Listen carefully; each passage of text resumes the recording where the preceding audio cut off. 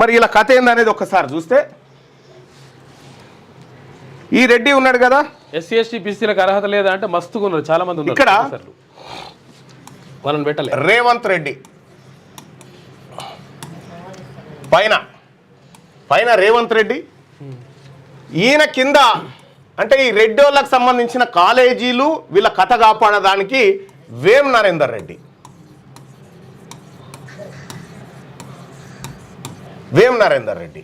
విద్యాశాఖ ఎవరి దగ్గర ఉంది?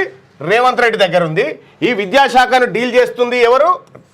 ప్రభుత్వ సలహాదారుగా ఉన్నటువంటి వేం నరేందర్ రెడ్డి. మరి ఇప్పుడు యూనివర్సిటీ వీసీ ఎవరు? కరుణాకర్ రెడ్డి.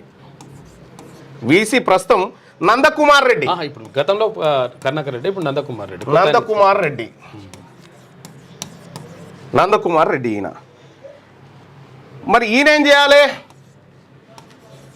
మల్లారెడ్డి, పల్లారాజేశ్వర రెడ్డి, ఇక్కడ అనురాగ్, పట్నం మహేందర్ రెడ్డి, ఇట్లా ఈ రెడ్లకు ఉన్నటువంటి కాలేజీలను ప్రొటెక్ట్ చేసి ఇందులో వీళ్ళు వ్యాపారం చేసుకోవడానికి వీళ్ళందరూ సహకరించాలన్నట్టు ఈ రెడ్లంతా కలిసి.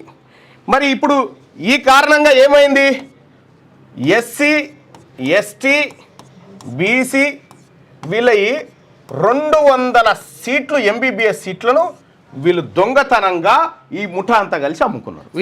వీళ్ళందరూ కూడా పేదలు, డాక్టర్లు కాకుండా అడ్డుకున్న.